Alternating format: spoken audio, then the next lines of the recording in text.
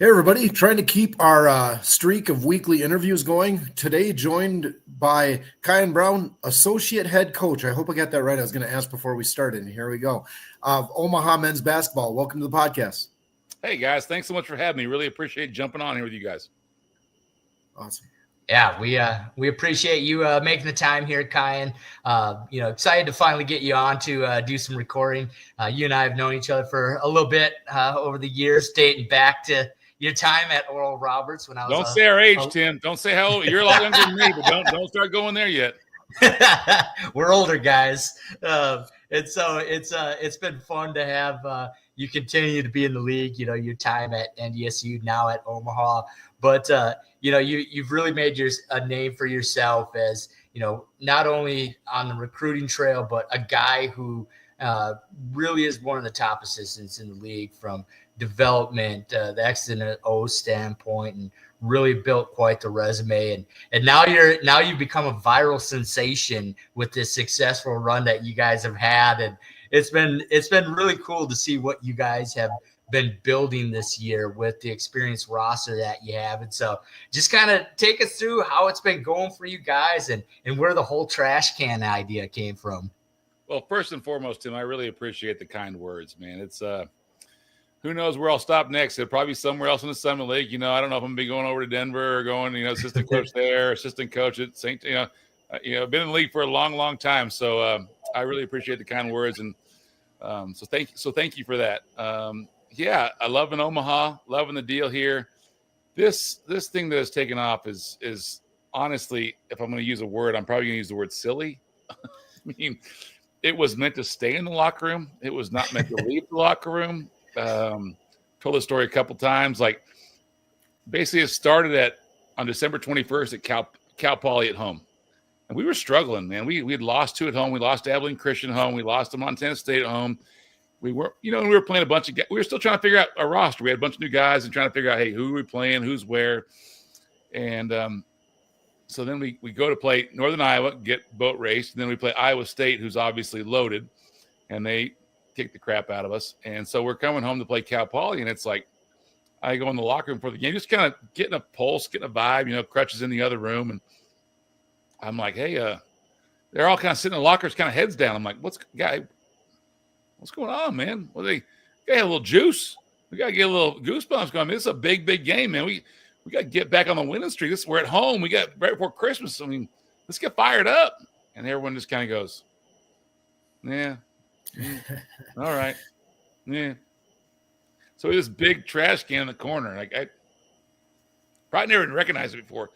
And I just see it out of the corner of my eye, and I got these big Adidas shoes on, and I just kicked the ever-loving crap out of it, and the lid pops off, and I probably said some words that probably weren't appropriate to say on a podcast, but I said, bump this trash can, and 4 guys got startled. 4 guys across the room jump up and start screaming at it, and I start screaming some more, and I said, hey, man, if you're back in here when we get done with this win, I'm whipping your ass again. And I if you know me, I don't really think it and then really process it and then say it. It just kind of just goes right to saying it. So I didn't even remember saying that. And then we beat Cal Poly, and we go in the locker room. We're kind of celebrating, dancing around, and some of the guys go, Coach, it's still in here. It's still in here. And so I kick it again, and we have a good time with it. And then we go play Mount Marty, and I didn't even think about it. Like, this is over. Like, I seriously didn't even cross my mind. And they're, after Christmas, and they're like, they bring it up again. Coach, you got to get it again. So I kick it again and have some fun. We all yell and celebrate, and we're like, let's go, let's keep going, and all this stuff. And again, thinking it's nothing of it. It's no big deal. We're just having a little fun after a win, whatever. So we beat North Dakota, and I'm going back to the locker room, and a couple of guys meet me outside with a little trash can. A couple of players, and I'm like, really? And they're like, you got to get it, man. So I spike it and do the thing, and same thing at North Dakota State. And I guess what happened was, and I didn't even know it, our SID was on the road trip with us. And so he found out, like, after the North Dakota game, he was like, wait, what's going on? Like, because after winning, he'd come to the locker room and I was like, what's going on? So someone filled him in. So unbeknownst to me, he filmed the North Dakota State one where like 3 or 4 guys meet me in the hallway with a big trash can. Now I got a hurt back. I'm 20 pounds overweight. I haven't had a haircut. I was growing my beard out because we were on a win streak. I look like trash, to be honest with you. And so they meet me out there, hand me this thing. I spike it, and then it takes off. And I'm like, oh, God, I got to stop this, man. This is ridiculous. I told my SID, I'm like, why are you doing that? What that's supposed to stay in the locker room. It's like, no, it's going to be big. It's going to be big. I tell my boss, my boss is awesome. Like Chris Crutchfield's like, he's the best dude ever, man. He doesn't care who gets to create. He's awesome. He's just a perfect, awesome dude. Anyway, I can't think of the right words. So anyway, I said, man, we got to stop this. This is ridiculous. KB, we can't stop it now.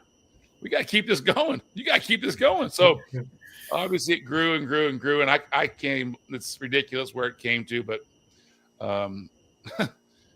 so yeah, that's how it started. And so it's kind of silly that it got out of the locker room, but if it helps our guys in any way get fired up for a game or whatever, then so be it. And I think it's brought a lot of exposure too. Obviously Barstool picks it up, a bunch of other outlets. Jeff Goodman's talking about it. And so that just brings a lot of exposure to the program, and you guys in the midst of having success, and you can see when you do it, the guys are so bought into it, and it just seems like something that has really connected this group, and you can see it out on the floor with the way they play. And you guys are such a fun team to watch just because of how connected you guys are.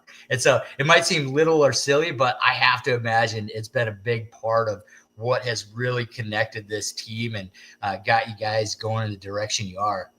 Well, the thing, Tim, is like, and probably 90% of coaches say this, like, we got great dudes, right? We got, it's like, but it's so true in this situation. And I'll give you one story to kind of like tell you about how close our guys are. And I've been coaching 20 plus years now. And this year, I think we were right at the start of the season, I start games, and guys are there 15, 20 minutes before practice, right? They're all on the court. We're at Baxter Arena. We only got 2 hoops, so we're right there in Baxter Arena. And we look up 10 minutes before practice starts, and all 15 guys are on one end of the court. Like mostly every time people break up and they're shooting on both sides and, I don't know, going through routines, thinking of themselves or whatever. I don't know. I look around like there's no one on one side of the court. And all 15 guys, managers, and everyone are on one side of the court, 10 minutes before practice, hanging out, BSing with each other, just enjoying each other's company. And it's like we have a really close-knit group. And by no means, I mean, if we're not winning, we're not even having this conversation, right? So it's like it's about them. It's about what they're doing. It's about what they're bringing to the floor. It's about their character as people, how they care about each other, how they love on each other. I mean, it is, and I've been a part of some good teams before, and it's just really, really fun to be around a group of guys that are this close and this connected. So you talked a little bit about non-conference and some struggles early on, and then it seemed like there was almost a switch that was flipped, and the garbage can thing happened amongst that. But if it was that simple, everyone would just beat up garbage cans, right? And so, but what happened on the court? Like what changed and some of it might be non-conference scheduling a little bit, but what changed in the continuity of the group and just on the court? Yes, it's definitely not the trash can. I can tell you that with 100% facts. It has nothing to do with the trash can. I think it has to do with us basically. And because my boss is awesome and he gives everyone a chance, and he's really we were all playing with rotations early, right? Trying to figure out. We had a bunch of new guys. I think we had 7 new players come to our program. A couple guys from in league, a couple guys that hadn't played. So trying to figure out that right group, that right rotation to kind of narrow it down. I think we were playing 11 or 12 guys in some games early on. Just trying to figure out the right combination. And so I think right when we finished that Northern Iowa State game, we were like, hey, listen, we got about an 8, maybe 9 guy rotation that we kind of figured out that we want to roll with. And that's just a credit to my boss to kind of figure out and talking to our staff and saying, hey, listen, I think these are the guys, and that's not a slight against the other guys because we got some other good players that don't play right now that aren't getting real minutes, but it just kind of really galvanized the group. Like when we kind of figured out, and my boss is a straight shooter. He's like, hey, listen, guys, here's the deal. This is where we're at. These are the 8 guys we're rolling with. We did all this up until now. I've got to make decisions. And when we did that, it kind of realized, okay, now we know who's coming in for who's getting the minutes, and who's kind of going from there. And that's hard for a boss to do. I've never been a head coach, but I can't imagine because we've probably got 13 guys that have probably legitimate deal about, hey, could earn some minutes, right? We have some really good players. Our scout team's really good, and when we go even on even, like it's competition on the floor. And so I think when we kind of narrowed it down, got the right rotations, kind of figured out who we wanted to roll with, that's kind of when things kind of took off. And I just a ton of credit for the guys that aren't getting a ton of minutes because our practices are ultra competitive. I mean, and that's the other thing. It comes from our captains like Markel Sutton and Tony Osborne. Like when we meet up at the end of practice, they're like, "Man, great job today, white team." Who's our scout team? Like, you guys pushed us, man. You guys got us better. You guys were challenging us today. Like we got after today. And we give those guys a ton of credit because iron sharpens iron. We preach that all the time right there. And it's like we kind of narrowed down our group. The other guys kind of accepted their roles. Everyone kind of bought into the whole picture deal. And it's been kind of something that's kind of come together now. We got a big stretch coming up down the road here, but as of right now, we like where we're at. The interesting thing about your roster, especially when I look at the top of the league, the top 4 teams, it's not a fluke as to why those 4 teams are all at the top, as you guys seem to have a similar blueprint. A bunch of guys that have been in your program for a few years. You know, you obviously brought Lance and Josh in, who you recruited and coached it with before, and then kind of just sprinkled in a couple other guys that would fit specific roles, really identifying those right pieces. And so you've had a lot of experience and continuity, and it's also just so great to see guys like a Markel and a JJ White who were good players, but now have taken their game to a whole nother level. Yep. You got guys like Tony and Jay Sean who, played some good roles last year, now making that next step up as big time players on this roster, and just, kind of comment on their growth as not only your lead players, but to do that, I feel like they have to be pretty good leaders on your roster, and just seeing that type of development. It does. And I give full credit to my boss, Chris Crutchfield. I mean, he had a vision when he came here. And I'm not even telling you that I'm going to line up with his vision when he first got here. He hired me and he's like, KB, this is what I want to do. I don't want to go get transfers. I was at the high major level. I don't want to get these. I want to build this thing up. And I was like, Coach, the rules have changed. Like we can go get with your connections. We can go out there and we can kind of get some guys, like some dudes. He's like, I don't want that. So what we did was we got freshmen at high school and we got JUCO kids that were basically qualifiers with 3 years left. And that's where you got your JJ Whites and your Markel Suttons. And we had the Tony Osborne coming in. And then we had Jay Sean Glover coming from Adelia, Minnesota, who had no offers coming out of high school. And then, so we kind of put together those 4 guys right there. I might even missing someone on though. But anyway, those guys along that line that kind of came in and were with the coach for 3 years. So this is year 3 coming in. And you don't see that a lot. And it's crazy to say it nowadays in college athletics. Like kids aren't happy, 1, because they're not playing enough. So they want to transfer out. 2, they're playing too good. They want to transfer out. And so to have that group of core guys that's been here for year 3 and kind of bought into what coach is, preaching. And it's like we had Markel Sutton playing a ton as a sophomore and JJ White playing a ton as a sophomore. And even Jay Sean Glover got minutes as a sophomore, so it's like a freshman, and Tony playing a ton as a freshman. And then you bring those guys along, and we had a really good player last year, as you guys know, Frankie Fiddler, was an awesome leader and was here when we inherited the program. And coach ran a ton of things through him. And when he left, I think a lot of people were like, what are they going to do with Frankie left? Because he was such a dynamic player and could go get it and really, really good. And everyone else just kind of elevated their games. Everyone else just kind of stepped up. Markel Sutton kind of stepped up. Tony stepped up. I wouldn't say stepping out of the shadow a little bit, but Frankie did cast a big shadow because he was so good. And so everyone else just kind of elevated, and Jay Sean bought in. And then we bring in some really good pieces to kind of go with that flow a little bit. We bring in Isaac, our center, Josh, Lance Waddles, Cam Thomas, a junior college All-American. And the biggest box we check, man, is character. We check, are you going to come in? Are you going to be a good teammate? I mean, I'm knocking on wood right now, but I mean, I sleep like a baby on Friday and Saturday nights, not worrying that our guys are going to go out and do something crazy. And and so does my boss, and he's not going to put up with knuckleheads. And so it's like we got to be around great kids. They're competitors on the court, but we kept saying to ourselves all along, like this summer, like, God, I feel like we could be pretty good. Like I feel like we got a chance to be like a good team, and kind of non-conference stars kind of play. And we got some, like I said, Grant Stubblefield's a sophomore, Kamani Cooper's a sophomore. Like we got some other players that aren't even playing that much that are really, really good players. I'm sure I'm probably missing one or two guys, but it's like. Just a fun group to be around and watch those guys mature and get better over the years, and it's and watch them buy into Coach Crutchfield's vision.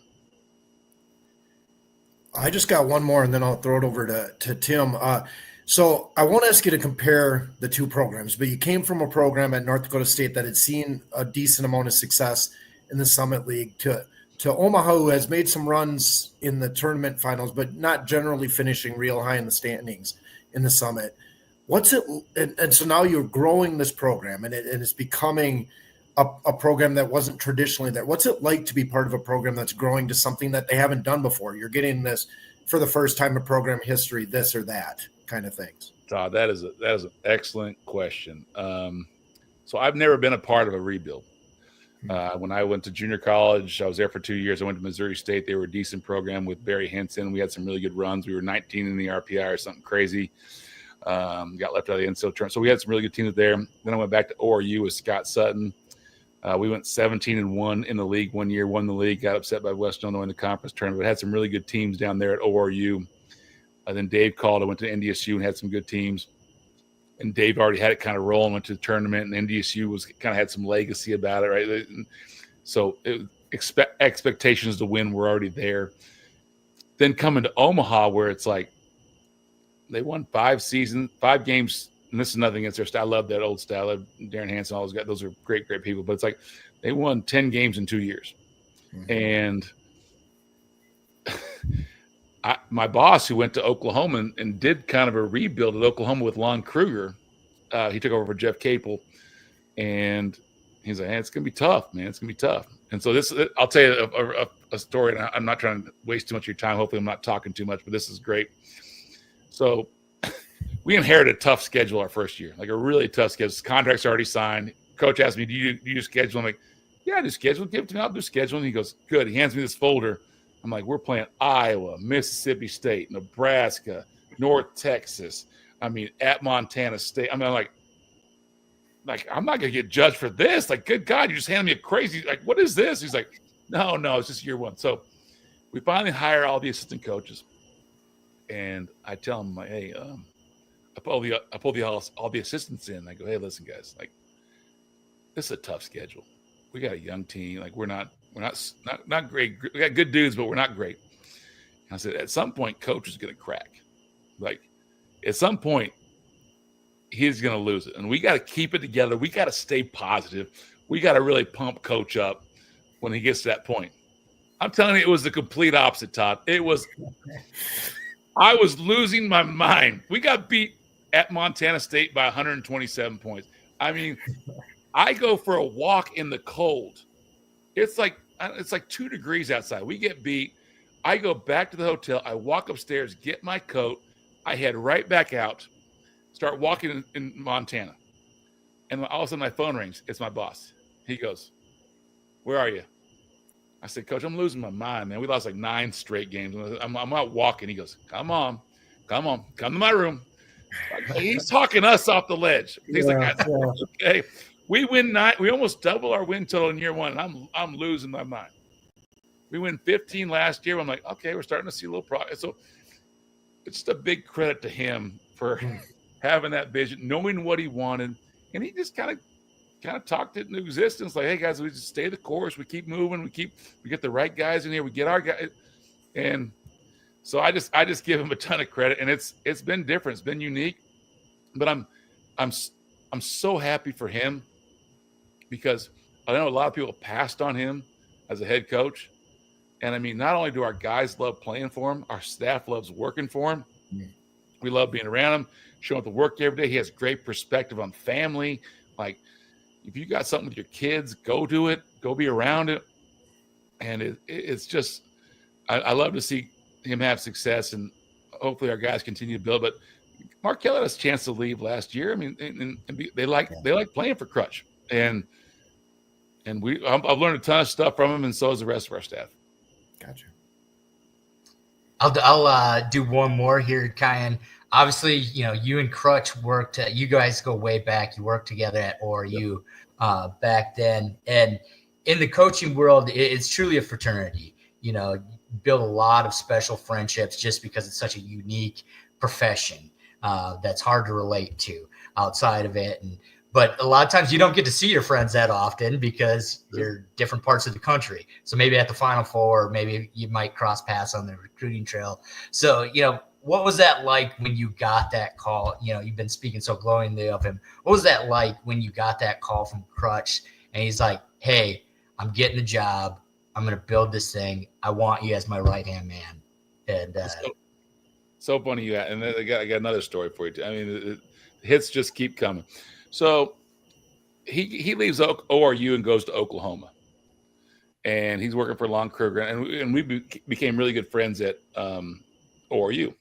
And then there's another gentleman by the name of Corey Williams, who was the head coach of Stetson. He was a Florida State head coach of Stetson. He's now the assistant coach at Auburn. And Corey coached me and crushed us. So we were all three pretty close. And so for years, like when we were both, I was at ORU, Crutch at ORU, and Corey was at Florida State. We would all meet at the Final Four. That's kind of when we all got together. And then when Crutch went to Oklahoma, we kind of kept that thing going. When we brought our wives. We brought our wives to the Final Four. We'd all meet up. We'd all hang out. And I was like, and I kind of thought first, like, all right, Corey's at Florida State. Crutch is at Oklahoma. Like, these guys eventually, like, they're high major dudes. They're probably not going to be hanging out with lowly guy at ORU. Nothing could be different. I mean, it was like when Oklahoma was in the Final Four, I told my wife going to the Final Four, I'm like, hey, listen, like, we're probably not going to see Crutch and Jody. They're playing the Final Four. And I remember walking down the street and Crutch is calling my phone. He's like, where are you at? I'm like, we're walking down the road. He's like, get over to the headquarters hotel. Me and Corey and wives, we're all going to meet over there. I got about 2 hours to hang out. So we all go to this lobby bar at the hotel, and we're just hanging out. Charles Barkley comes in over talking to us, hanging out. Like, he made time to still hang out with us when he's the associate head coach at Oklahoma, and Corey's, and so we kind of got a good friendship. So and working with Dave knew that, and we've always been really, really close. And so when he got the job at ORU or at Omaha, I got the call. And he's like, hey, I'm going to offer you. I want to be the associate head coach. I want you to come with me. Here's what I can do. I'm like, man, that's big time, man. That's awesome. He's like, I think I'm going to be. He goes, well, talk to Suzanne, my wife. And I'm like, I'm pretty sure she's going to be fine, coach. And he's like, KB, will you please talk to your wife?